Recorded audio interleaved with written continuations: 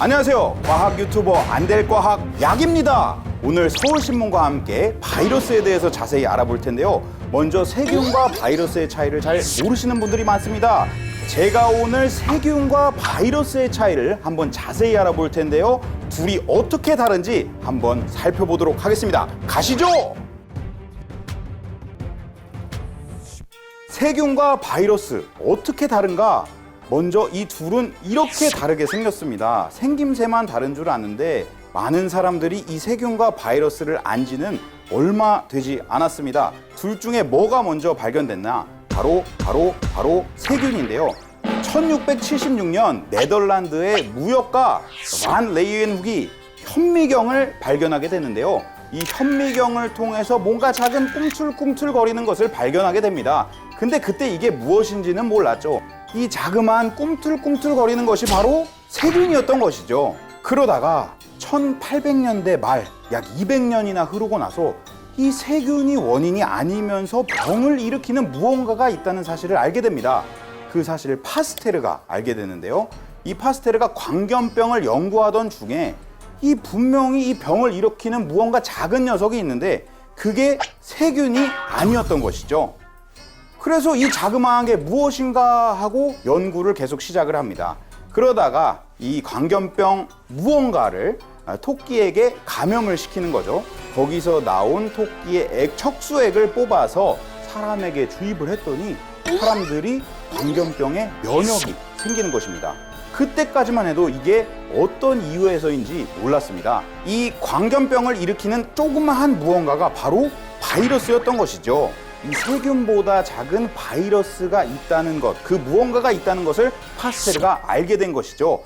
그래서 그 정보를 이용해서 파스테르는 광견병 바이러스 백신을 개발하게 됩니다. 그 덕분에 세계에 있는 많은 광견병에 걸린 아이들이 건강하게 치료가 될 수 있었죠.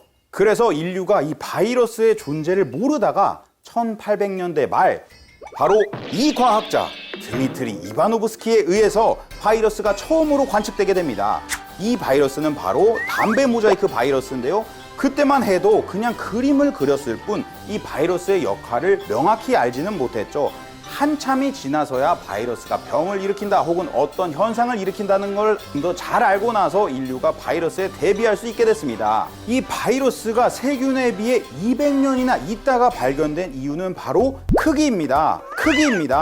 이 바이러스의 크기는 우리 유전자보다 작고 반도체 트랜지스터만큼 아주 작기 때문에 200년이나 있다가 발견된 것이죠. 세균에 비해 작게는 10배, 크게는 200배 이상 차이 나기 때문에 나중에 관측된 이유가 다 있는 것입니다.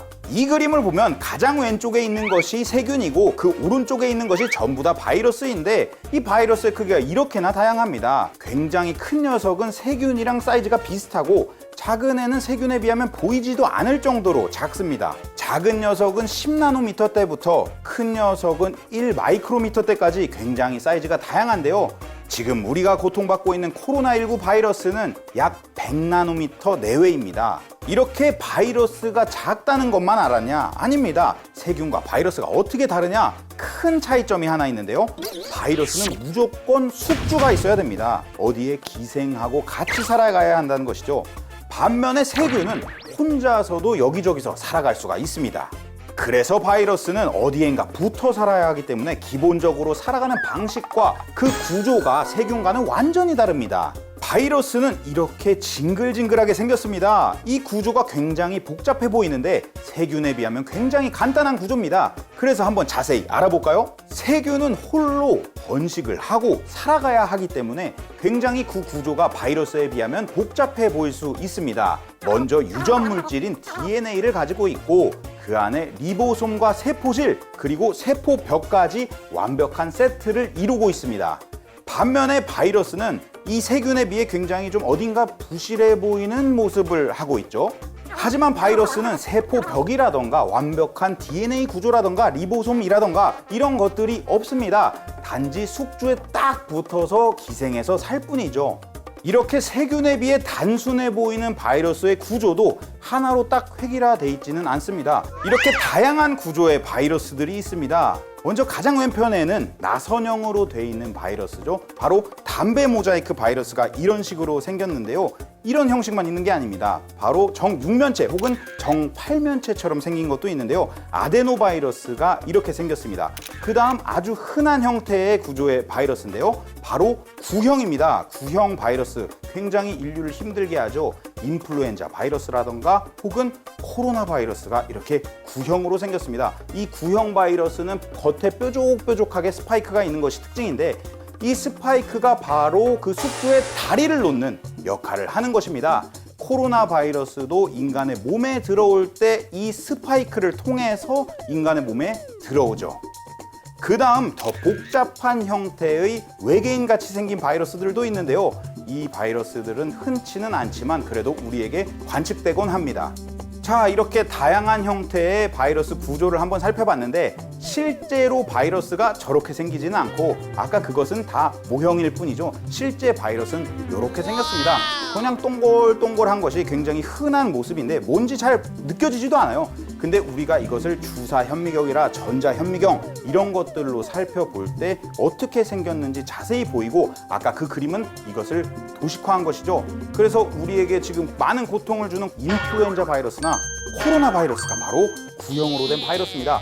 이 구형 바이러스는 특징이 겉에 뾰족뾰족한 것이 있는데 그것이 바로 스파이크라는 것인데요. 이 스파이크가 숙주에다가 손을 댈 때 숙주로 넘어가는 그 다리가 되는 역할을 합니다. 지금까지 이 세균과 바이러스의 차이를 그 구조부터 특징까지 아주 간단히 알아보았는데요. 사실 인류가 세균과 바이러스의 차이를 명확히 인지한 지는 그리 오래되지 않았습니다. 하지만 바이러스는 계속해서 우리 인류를 괴롭히고 있죠. 인류가 지금 바이러스에 대해서 조금 더 자세히 그리고 면밀히 알기 때문에 이 코로나 바이러스 사태를 더 현명하게 대처할 것이라고 믿습니다. 그래서 여러 과학자와 많은 사람들이 이 코로나 바이러스에 대한 지식을 바탕으로 지금 이 사태를 현명하게 돌파했으면 좋겠습니다. 지금까지 과학 유튜버 안될과학 야 그리고 서울신문사였습니다. 감사합니다.